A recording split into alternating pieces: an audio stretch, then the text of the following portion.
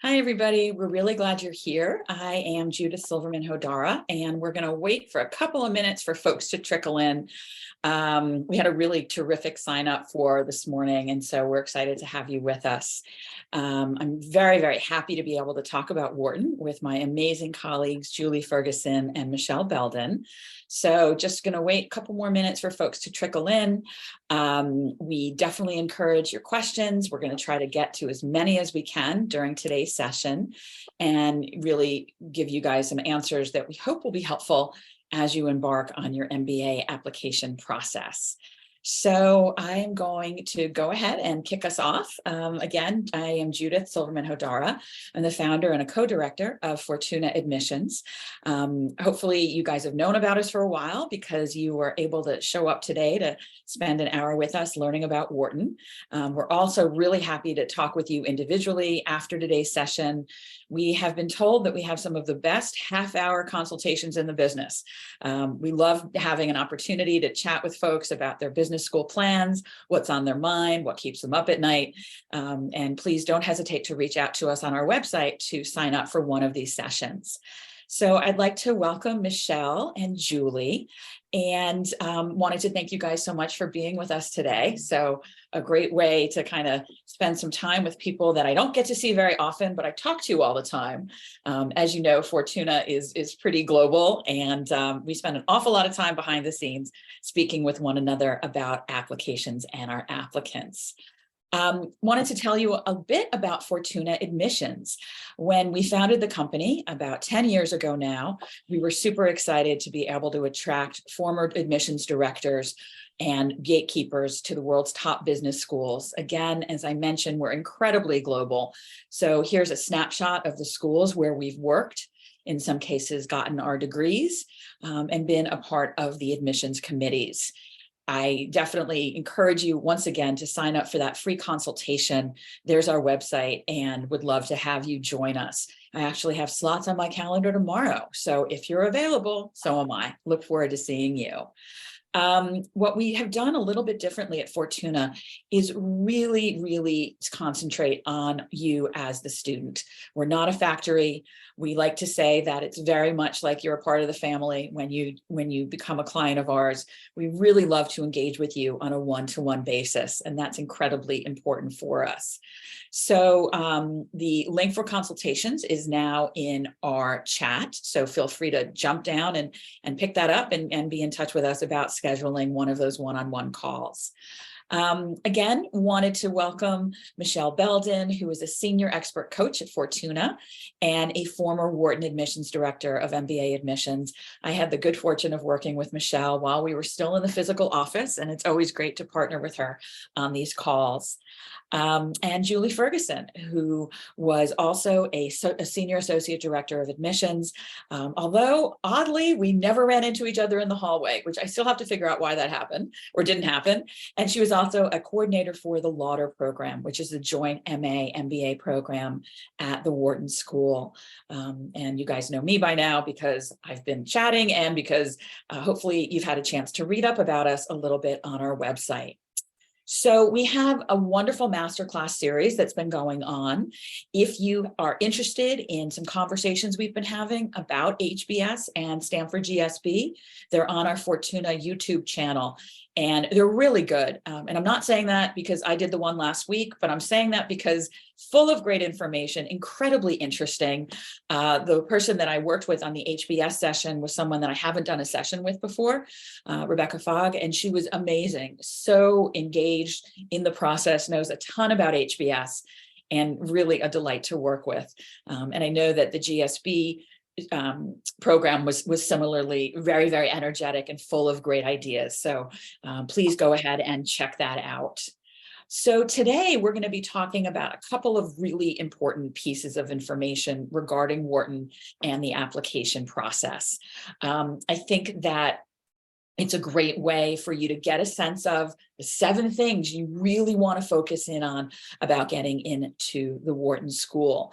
Now, some of this is going to be applicable to a lot of different programs. Some of this may feel very Wharton-centric, but we hope when you look at these master classes continuously or related to one another, I should say, you'll really get a tremendous sense of what it's like to apply to these three, very competitive, very highly regarded programs. So I'm going to kick us off today with the first of the seven. So Julie Ferguson, do you want to jump in and tell us, as we chatted about this yesterday, you were pretty clear on why this was so important to start with. And we're going to be talking about doing your research. Yeah, thanks, Judith. And thanks everyone for joining us. For me, it's this morning. For some of you, it's afternoon. And for some of you, it's evening. So, and maybe even the middle of the night. So thanks so much for being here. So doing your due diligence is really one of the most important steps in preparing a successful application, not only to Wharton, but like Judith said, to some of these other schools that you might be applying to. And it's really one of the first recommendations I make to anyone that I speak to that's considering applying to Wharton, because specifically at Wharton, it's especially important because there's so much on offer as a full-time MBA student. And Michelle will be getting into a little bit more of that when we talk about fit with the program, that you really have to go beyond the school's website. I tell my clients that this part of the application process is a little bit like dating. You have to go on a few dates to get to know the program on a deeper level. And one of the best ways to do that is to speak with people that have been through it. So connecting with alumni and current students is one of the best ways to help you see in your mind's eye what your experience could be and what the potential for you is at Wharton. And in order to kind of connect with people, you can use your personal and professional networks to connect with alumni, and LinkedIn is also a great way to find and connect with folks online. For current students, I recommend finding people that are in the types of student clubs that you think you might get involved in. And this way you have a you're starting from a common point of interest with those students. So you're kind of reaching out to them and saying, I'm interested in Wharton, but specifically, I'm also interested in becoming part of this, student group. Can I talk to you about your experience? So having real life conversations with people will help you determine what sets the program apart for you. And last but not least, try to attend as many school events as possible. And I don't mean attend like every admissions information session, but try to attend a mix and a variety of events that the school is putting on. So now that we're kind of coming out of everything being online, you'll probably be able to visit campus and sit in on a class. You will be able to attend an admissions event, whether online or in person. They have some coffee chats. They have different events throughout the season and around the world. So it doesn't matter where you are. If you're near a major city, you'll probably be able to attend some sort of a Wharton event in person. And so all of these efforts combined will really allow you to craft a compelling application that will show the admissions committee your enthusiasm for the program, and more importantly, your deep knowledge of how you and the program are right for each other. So a successful date. And Julie, we were talking about yesterday when we were preparing for today, really understanding that it's easy to say, oh, I'm applying to Harvard, Wharton, and Stanford. But understanding what sets them apart from one another is so critical to this process, isn't it? Yeah, it really is. And that's where those conversations with actual people that are going through it or have been through it can really help you sort of figure out what the environment is and what the culture is and how that's going to work for you, and what is it about those conversations that you're having with people that really helps Wharton, what part of Wharton stands out in those conversations as opposed to or compared to the other schools that you might be applying to, which is fodder for your application, for your essays, which Michelle will also be talking about. And one thing that I would add is that you might not hear back from everybody you reach out to, and it's usually not personal. It's just busy people, right? So, please, in my mind, I would say don't take that as an affront. Just take that as, okay, I got to find somebody else, right? Yeah. I think that business school students in particular are juggling quite a bit, and you may not always hear back from them in the most timely of fashions. Right. And alumni are really busy too. And I've had clients in the past that have reached out to, 15 to 20 people to get to talk to 3 people. So you do have to, it's kind of like sales. You gotta go out there and try to, sell as many people, or talk to as many people to get the, the couple of sales. So it's a little bit of a, you have to be persistent about it. Great, and thank you. I'm going to turn to Michelle and talk to you, Michelle, about developing your career plan and why is that so important at this point in the application process? And really, how does that relate to get to know Wharton? Yeah, thanks, Judith, and welcome everyone. I'm so glad to be here. So building off of what Julie said, so at the beginning of the process, starting with the research and outreach is, okay, first figuring out what is it that you want to do next, right? You know, where are you right now in your professional career? Are you looking to pivot to a different industry role, stay on the same course? And ultimately, how does business school fit in? And more importantly, when we're focusing on Wharton. So when you're thinking about your career and professional plans, both short-term right after business school and long-term, that's going to help you understand your path. And for Wharton, especially, I will get to the essays, but they're going to be really dig into, you know, ultimately, what are you looking to do and how can we benefit you? So starting there and really trying to figure out, okay, I understand, you know, the value of an MBA, but where do I want to go so I understand how I can start doing my research? So when you think about your short-term goal, you know, as a, you know, starting point, we really want to go into, when I work with my clients and as Julie, is we talk to our clients about, you know, professionally, what is your vision? You know, what is the impact you want to ultimately make, you know, long-term, in what industry, in what role, and really, more importantly, is the why behind it. What drives you? Where's that passion come from? And why do you have that determination? And that will help you kind of backtrack to understand the first step after business school, where you want to go. So developing your career plan and vision,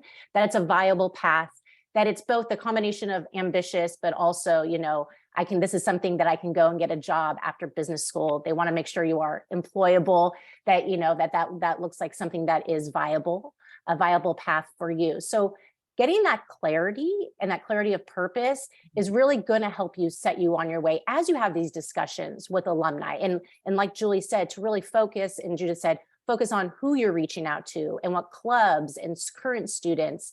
So I think starting there with the career vision and understanding where you want to go gives you some focus, because if we know nothing else about Wharton, there's a lot going on.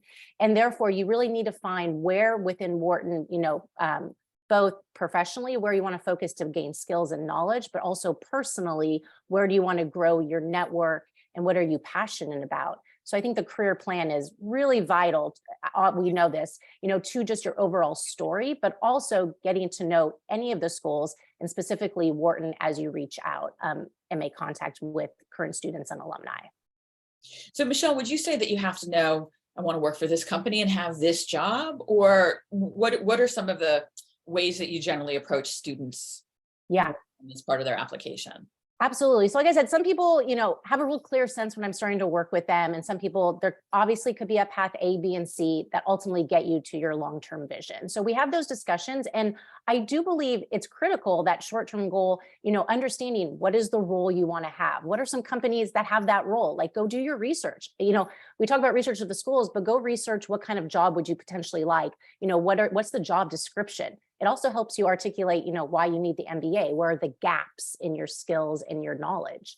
So some people, it is helpful to be that specific, to name, you know, 2 companies within an essay and so forth. But even just to have the discussion that these companies, I'm really would be excited to go and work in corporate development, to go work within healthcare, right? In this role, doing this, because I want to learn X, Y, and Z to ultimately get me to my long-term, you know, career goal. So I think there is definitely I push my clients on being that specific and understanding, because I think also the more knowledgeable you are about your industry and the type of job you want to have, the more compelling. And again, you might ultimately change slightly where you go, but your purpose of what kind of leader you want to be, but ultimately what kind of problems you want to help solve and impact you want to make should be very clear within that, you know, role, organization, and then big career vision that you have for yourself. So that's super helpful. And I definitely agree that it's sort of a great jumping off point, right? And doing this kind of work then can help segue into some of the other schools and programs that you might be thinking about as well. But this is a tough one. I mean, I think that it's the kind of thing that evolves over time.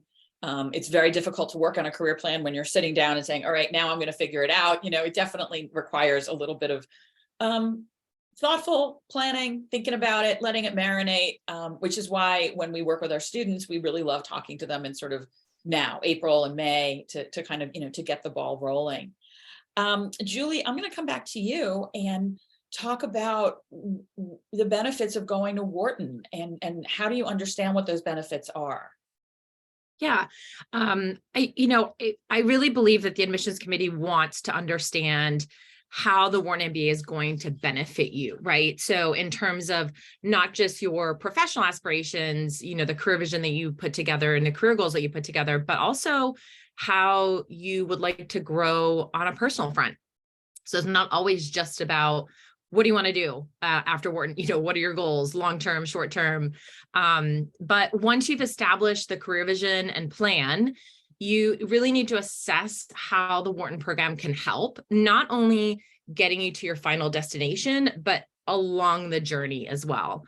So what specifically does Wharton have to offer that will set you up for success?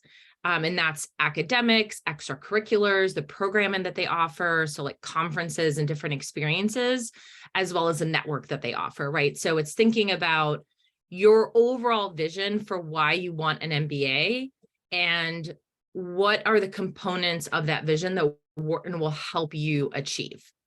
So in order to do this, it can be really helpful to do sort of a variation of a SWOT analysis, not only for Wharton, but for all the programs that you're applying for, to help you determine what the strengths of the program are from your perspective, not from rankings or what other people say, but from what you are starting to gather through your research, right? And through your career vision. What are the potential drawbacks in the program? So is there something lacking in the program that you really need? So I often say to my clients, you're not going to go to Wharton to be a dentist. They literally cannot do that for you, right? So it's being realistic about what Wharton can do for you. So when you look at your career vision, is that particular MBA program going to be helpful for you to take the steps to get there? Then also looking at the opportunities of what's available at the school for you to grow professionally and personally, but then also what are some potential weaknesses that it might have, or what are some gaps that it might have in what you're looking for out of a business school. And finally, I think it's really important that you think about how you want to grow as a person during your time in the program and what opportunities Wharton offers for you in order to do that, right? What are some personal goals that you have, and where are you going to be able to pursue those goals while you're a student at Wharton, but also beyond, right? So Wharton has things like continuing education opportunities, and I think Michelle might touch on that a little bit, but is lifelong learning something that you're really interested in? So that's something to think about when you're looking at Wharton and what it offers. So I think that it's just really important that you not only understand what you bring to the program and how the program benefits from you being there, but also what are the sort of like key points and key benefits that the program offers specifically to you and what you're looking for out of an MBA. And I would say that, for those of you that sat in on any of our other sessions, super different than the Harvard conversation, which really doesn't dive into, what is it about our program that makes sense for you? A little bit like Stanford, why Stanford is something that they ask. And I think that the benefits of going to Wharton are definitely part of the ways that they're framing those two essays, right? So that the first essay is really trying to figure out sort of what you would get out of the program. And the second essay is pretty much figuring out what you're bringing to the program. So we really encourage students to sort of use that word benefits and understand on both sides of it, what are you giving and what are you getting, as you spend your 2 years there. Michelle, I'm going to come back to you and I'd like to talk about fit. Yeah, absolutely. And just building off of what Julie and Judith just said, absolutely, right? So if we now look at the fit and the essays, is absolutely essay one. So is what are you getting? So this is the focus and very specific to the research that you've done now that you're bringing to this essay to really dig into, is it the healthcare management program? Is it the McNulty leadership program? Is it, the venture lab, Tangen Hall? Again, there's so much going on at Wharton, but now you have honed in on your career vision that you are going to articulate an essay one, right? This is what ultimately, here's a bit of context, my background, what's informed my career goals, and ultimately, this is how the Wharton MBA is going to benefit me, and going into those specifics of what that looks like and feels like in order of skills, knowledge that you want to gain in order to achieve your goals. So again, the benefit of Wharton. So this is when you really are able to, bring to the essay, what is it about Wharton that is the fit? So, right, it's all about the fit and why this is a good match for you given your career aspirations. So again, as we have here, this is being as specific as naming a class. We're not looking for a laundry list. We're looking for real focus. You pick a class, ultimately what you would learn from that class, what knowledge and how that applies to the next role you want to have. The extracurriculars, 200 plus student run clubs and organizations, student run. So keep that in mind. Students are doers, right? And what does that look like and feel like to you? Amazing professors, research going on. Is there something within that you can really hook onto and speak about? The interdisciplinary opportunities at the University of Pennsylvania that you can take advantage of as a Wharton student. If that something applies, you're looking to focus within ed tech and the School of Education, there's a class you can take there along with the Wharton classes. Again, dig into these things because that fit is what they're looking for. As well as, let's see, we talked about Lauder, we talked about obviously finance is well known, but it's really about what the best fit for you is and talking about the offerings. And one thing I also want to point out is the global exposure you get from going to Wharton, right? So this is something, the global mindset that you want to develop, the international opportunities with Trex, with, so many different, things going on within that space that's important to you. Again, that is really going to add, to your career aspirations. The Penn China Center, again, I could go on for days, but it's the fit that you find that is connected to what you've done and ultimately what you want to do that you bring to this essay that makes it a compelling essay that they're like, okay, I have a clear sense of what Michelle wants to do and what she's going to come and focus on at Wharton and what she's going to gain and how our program will benefit her in finding success professionally. And I can jump in and say, I used to run the admission committees. Michelle sat with us on them. And the hardest applicants were the ones that you felt like they could be talking about any school, right? Mm-hmm. There wasn't the sense of like really diving in. And it's not just reading about it on the website. It's taking the time to understand how it all fits together. And I think that that's really important because you want, like any school wants to think that they're your one and only. And so you want to go, Julie was talking about dating earlier, and you don't want to let the other dates know that you're dating this school in particular, right? You really want to take the time and be thoughtful. If Wharton is not the fit for everybody, and Harvard's not the fit for everybody, and Stanford, and we could list them. And I actually just wrote an article for P&Q about that what matters to you, just because it's a name, doesn't necessarily mean it's going to be the place that you should go.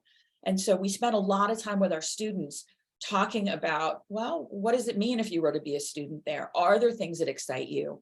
And how does that connect with where you see yourself going in the short term and then in the long term?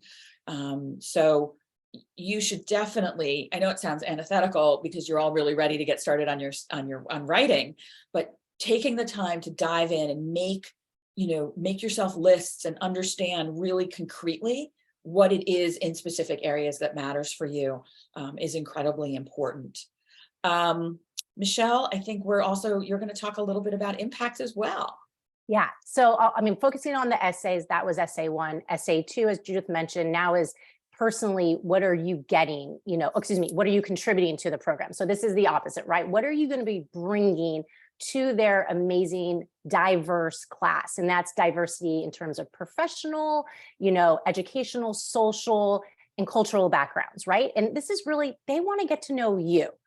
Who you are matters to them. Who you are and what your perspective you're bringing within that background that you have, what seat are you filling for them in a class of 800 plus? So again, what unique contributions, perspectives do you have to bring? So they have reworded this essay, which has been very helpful. But it's really clear now. They really want to understand, given your backgrounds, and you get to pick what that feels like and looks like professionally, personally, something that's been really meaningful to you. And how can you relate that, again, to what you would bring to Wharton? And this is really going back to, we say, your origin story, like really pulling back the layers. And this is not an easy essay. I will tell you, many clients, we take a lot of time. We really, again, and strategically, you know, what else do you want them to know about you? So we have the essay 1 and essay 2 to build off of. And this is really thinking, okay, what have been meaningful things that I have done, or one thing that I've done? And again, key learnings and takeaways that I really am looking to continue within my journey to then bring to Wharton and afterwards. And it's connecting the dots, right? And it's really, you know, you only have 400 words for this essay. I also will point that out. And it seems like 100 less words isn't a lot, but it is. So you want to really understand how to tell your story and have them understand, this is what mattered to me.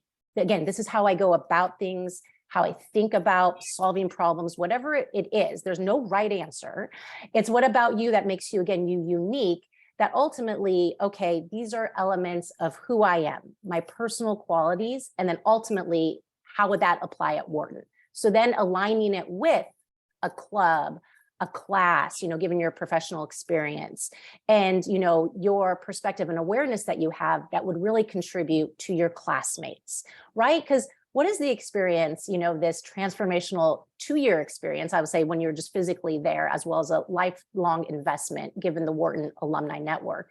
But it's like it's your classmates, right? And what you all bring to the table. So this is your opportunity to really reflect and highlight, this is who I am when I'm really interested, passionate about what I've done and what I'm looking to bring and contribute at Wharton. And again, doing your research and understanding where that fits in to everything going on, right? So maybe it's entrepreneurial. You can go and, you know, contribute to the venture lab and bring these ideas and what's possible. And I think you know, reflecting, like I said, and I mentioned, pulling back the layers is being that thoughtful, again, personally, who you are and what's important to you, and bringing that to this essay and having them have real understanding and clarity of, this is who this person is. This is what they're interested in, they'll focus on and really contribute in a meaningful way within our community and within a class in the school. Julie, can I ask you a question? Because yesterday we were talking about this. What do you do if you think you don't have that much to bring to the table?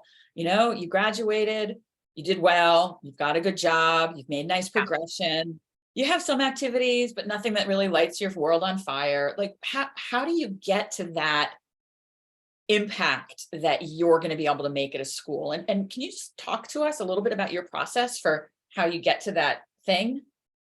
Yeah. So, you know, one of the things that's really important to us at Fortuna is that, and Judith mentioned this earlier, is that you're kind of part of the family and we really get to know you. So as a coach, it's our job to kind of push you a little bit and to keep asking you questions about your background and what you do and what you like.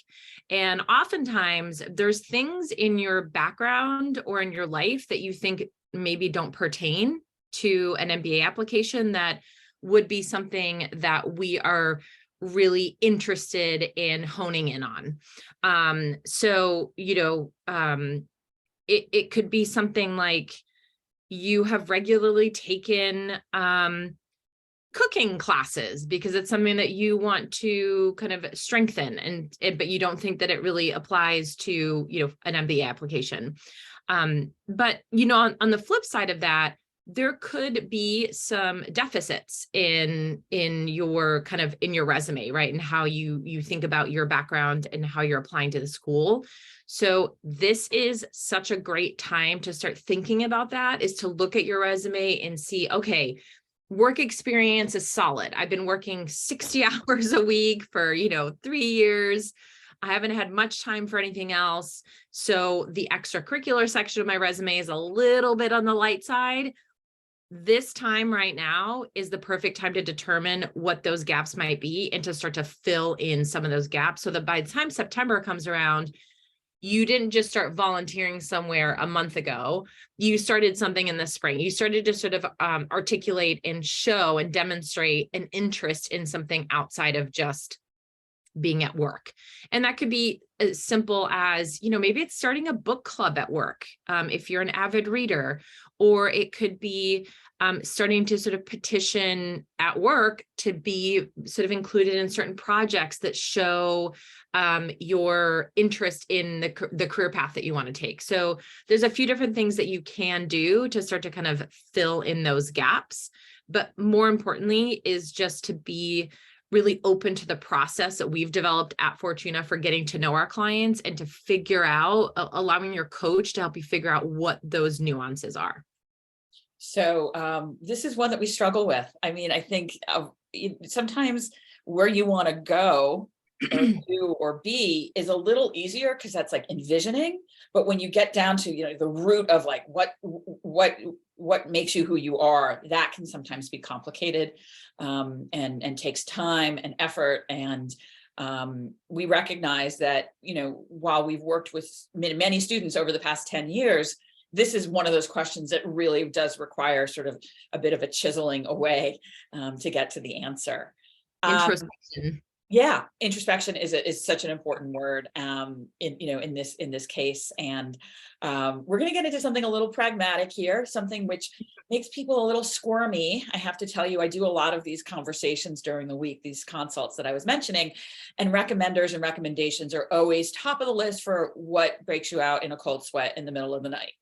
Because it's kind of out of your hands. You're asking somebody to do you a favor. You don't know if you should ask the CEO or the CEFO. You don't know if you should ask a peer. You don't know how much guidance you should give them. Should you write it yourself? The answer to that is no, of course. But Wharton likes to do their recommendation letters a little differently. And Julie, can you talk to us about what that looks like? Yeah, so of course, the Wharton recommendation letter tends to throw a little bit of a monkey wrench into the planning of how you put together your application. And, because many of the top schools have subscribed to what is called the common letter of recommendation, which basically means that the schools are asking the same question of the recommenders across the board, which makes it just a lot easier for you to have that conversation with your recommender about, I'm applying to 10 schools. Okay, that's a lot of schools. I'm applying to 3 to 5 schools. Can you write letters of recommendation? However, Wharton has these slightly different questions. So historically, Wharton has asked, how will you find success in the Wharton classroom? Or how will the candidate find success in the Wharton classroom? And how will this person find success in their career? So Wharton is asking your recommender to have some insight into what the culture of Wharton is. So that means you have to share that with them, right? So as part of the strategic planning process at Fortuna, you and your coach identify key areas of strength that you'll ask your recommenders to highlight as part of their letter. So things like leadership, communication, teamwork, strategic thinking. And the way I like to think about breaking down the Wharton letter of recommendation is to think of specific traits that will help you succeed as part of the MBA program. So think communication, teamwork, collaboration, things that when you work together in a group as a team will help make not only you successful, but the group successful. And then we create a separate list for traits that will potentially ensure continued success throughout your career. So leadership, strategic thinking, that sort of thing that builds upon the kind of strengths and traits that we talk about at it for you being successful in the classroom. So although it may feel a little bit daunting to ask your recommenders to write what seems like a completely different set of questions and a new letter of recommendation, you can really repurpose a lot of the components from the general letter of recommendation. The one key difference is that your recommender has slightly better insight as to what Wharton is looking for. And this is where your research really comes into play, right? Is when you understand what Wharton is looking for, you are better able to share that with your recommender and say, they're looking for collaborators and doers and leaders, and your examples should highlight those. And it's just a question of highlighting them in a slightly different way for Wharton than you do for the other letters. So don't let the fact that Wharton asks for a different letter of recommendation be feel like an obstacle or a hurdle for you. It's just like everything else. It's on how you present it to your recommender, right? So if you don't make a big deal out of it and you prepare them well, the recommender will be able to write a really successful letter of recommendation. And that's part of what we do for you as coaches, as a team and as a company.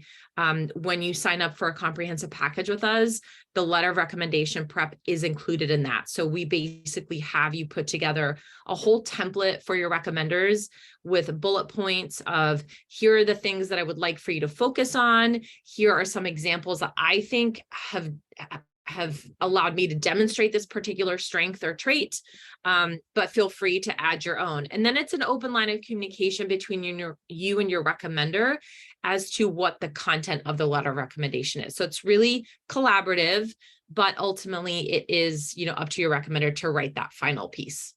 And just so you know, from our perspective, it's one of the first things that we work on with our students, because we know that it's nerve-wracking, and we like to sort of suggest there are two things we like to do first after we have our strategy conversations. One is to get your resume in good shape, and the other is to sort of move the letters of recommendation off your plate so that then you can come back and focus on the things that are in front of you, like the essays and the online application and your presentation and all of your research.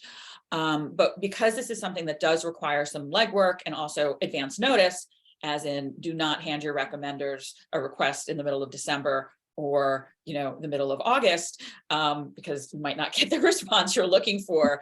We really like to keep that in mind and you're getting a sense from us that we really like to keep things moving along. And that's where the recommenders kind of come in and how we like to manage that. Michel, you are the team-based interview queen.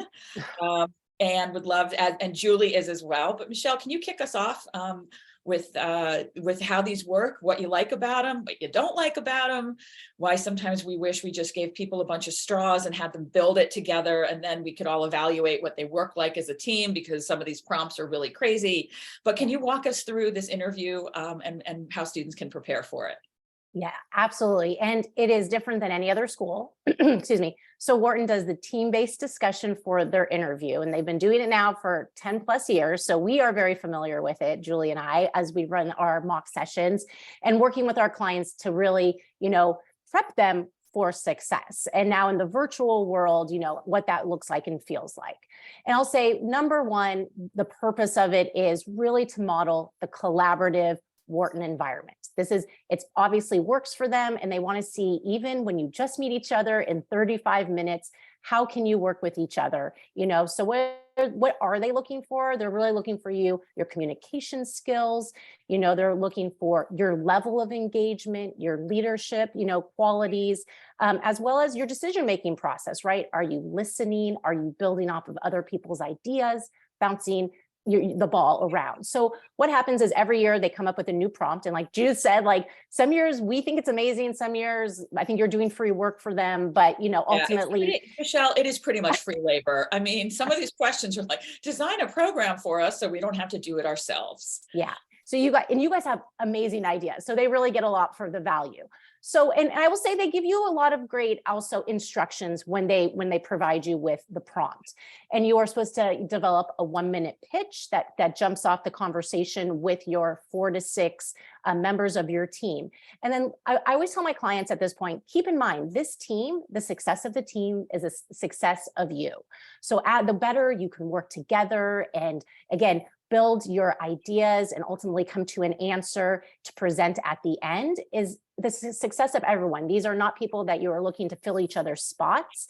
They're looking again how you can collaborate. If you came to the learning team, what would you bring? So think about, as you do prepare both the 1-minute prompt based on what the prompt is, your pitch, based on what the prompt is, focus on your past professional and personal experiences and really what value add. How do you normally, act in a team? What position you take? Are you a listener? Are you the leader, right? And we help you look at that and think about that and prepare. because those skills, in the team setting is what they're looking for. Not necessarily exactly what you're saying, but again, how are you going about it? How are you drawing others into the conversation? And I think that is really important in this, and it's not to come with the personality that you are going to take over the conversation or that only your idea is viable. So and I talk to my clients about if ultimately someone else does that, again, how do you handle situations? But I will say 95+% of the time, everyone's on their best behavior and really, again, I'm always so impressed again with your ideas, and obviously they have chosen you for the interview. You should be super proud to get to this part of the process and be excited and really come and shine. So again, but the more you can prepare and think about what the prompt is, and ultimately you have some ideas set and ready to go.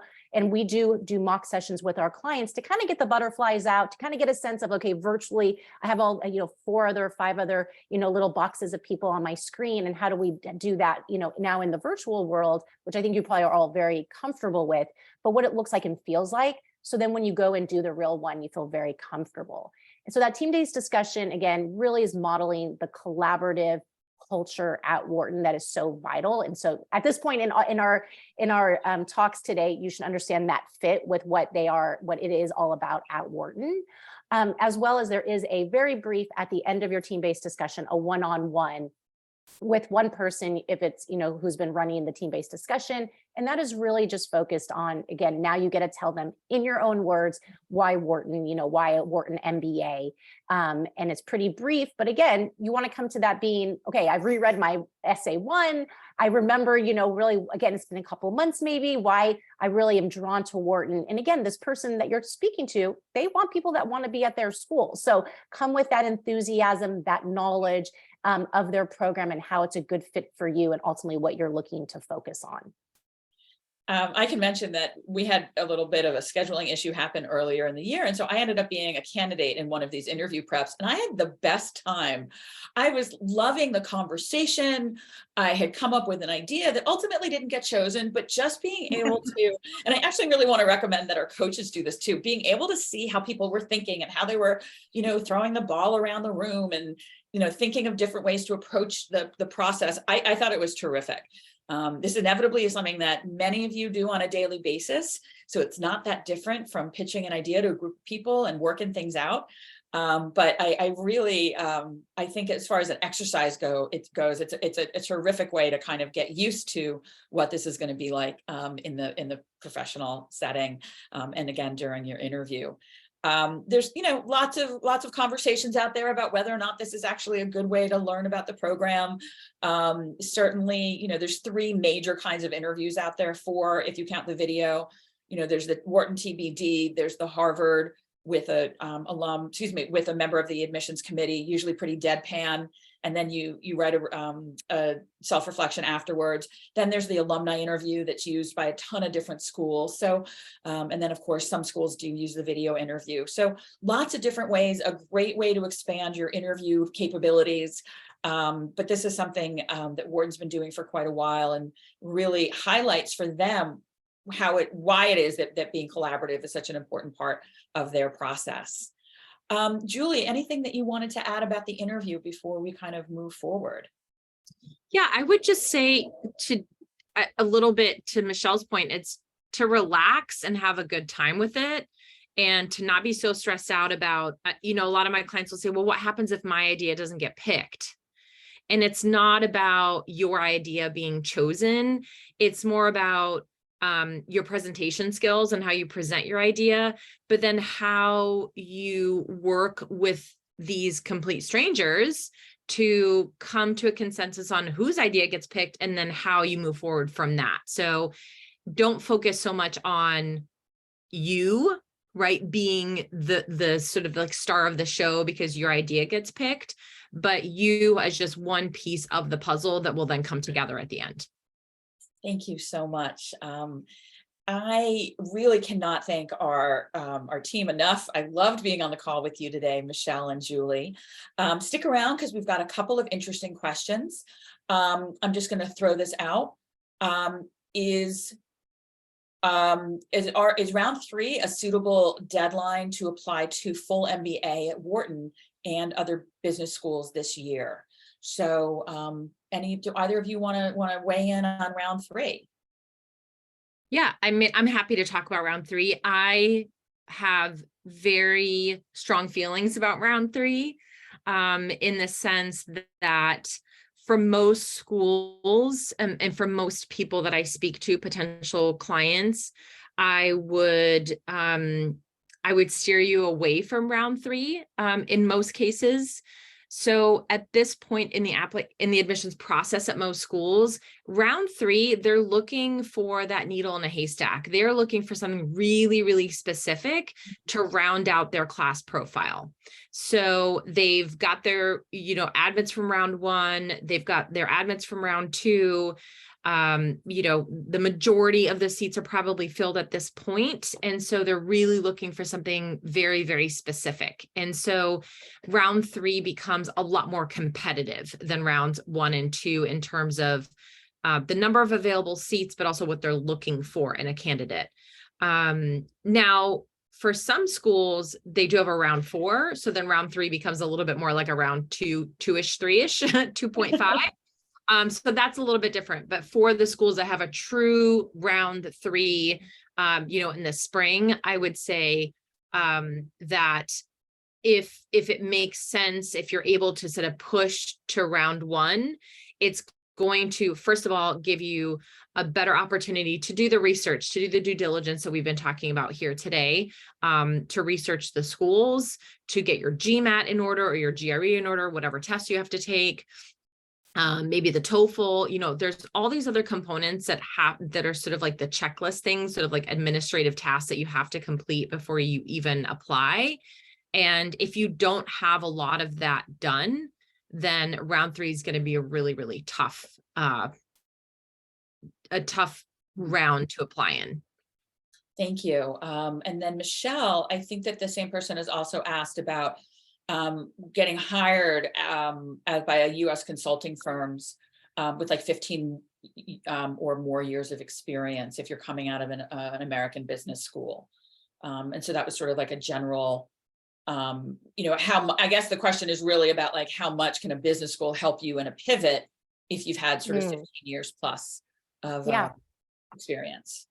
Yeah. So, and having that many years experience, I would say as you are doing the outreach and research on the programs, I think maybe there is another specific program, maybe not the full-time 2-year program, but maybe an executive MBA. There's also the part-time evening and weekend programs. I'll say Kellogg at this point has many great offerings. So I think doing your research, given, what you're getting, what your background is and what a good fit for you is and what you're trying to gain from business school. Also, do you want to step away completely from your job, part-time? What is the best, fit for you? Because I think if you can find that first and the value add of business school and what that looks like, I absolutely think then where you want to go next would make sense, right? If you're looking to make that pivot and how business school comes in. So I think it's just looking for the right program, given your background and again, your needs. At that point, if you're, you're very well into your career, what are you looking to gain from business school, right? More leadership opportunities, more hands-on experiential learning, right? Like opportunities, what does that look like and feel like, and within what industry? Because I think many of these schools, like I mentioned, Wharton as well, with their executive program, the San Francisco campus, right? Like there's so much going on that I think by going and looking at the schools and what they're offering, and I think even with COVID in the last couple of years, what they've expanded and what that looks like and feels like, I think would be looking into those as to find what's right for you, because then I think to find success afterwards, to then if you wanted to move into, like you said, consulting as an example, absolutely could be viable. But I think it's finding the right program to get you there, sure. Right? And so I think and I will say, most of these schools, Wharton absolutely is offering lots of webinars, info sessions, as well as I think they're starting to go in person to different and traveling. But the MBA forum that our director Matt runs, learning about the schools, I think again that is just the starting point, but also to dig into what's the best going to be fit for you, given what you're hoping to gain, given the amount of time, money, that goes into this whole process starting right now. So I really appreciate you all joining us because it is quite an investment, right? And that's why at Fortuna, we are really here. We become the team, the family, because we want to help you find success. And that is ultimately our goal. I tell my clients, I want you to be proud of the application when you push submit, that it truly reflects who you are. At the end of the day, that's all you can do, which goes back to Julie's round 3. I would hate for a rushed application and one that just doesn't give you that opportunity to really shine, because ultimately we want you to thrive when you attend business school. So let's find out, how we can really speak to your strengths and your key attributes and find the best fit for you. So I appreciate our team that we really are looking for that with each of our clients. And I'm glad we offer these webinars to really help you start to get kind of your hands wet with a sense of, okay, what is Wharton really like? What is this team-based discussion? Okay, Harvard, very different, approach, but what are they looking for? And how can I get my story across in the most compelling way? Thank you so much. One more question. Does Wharton accept folks that already have MBAs? It sort of depends on the MBA program. They're going to tell you, if you look on their website, pretty much no. But we have seen that if you have a conversation with them and explain, I did it when I was 22, it was in my home country, it wasn't necessarily a full 2-year program, this is why I want to do apply again. I find that those kinds of conversations can be really helpful. So not just getting like a flat answer, but really sort of explaining the circumstances. And again, we'd be happy to talk with you about the best way to approach your schools to ask some of those questions. Again, thank you so much to everybody that joined us today. Michelle and Julie, such a pleasure. What a great way to spend some hours on a Thursday. I heard the sun is kind of out in California, which is exciting, but it's sleeting where Julie is in Southern California. So go figure. Thanks again, everybody. We look forward to being in touch, and please reach out to us. We would love to have the opportunity to get to know you. Have a terrific rest of your day. Thank you. Thank you.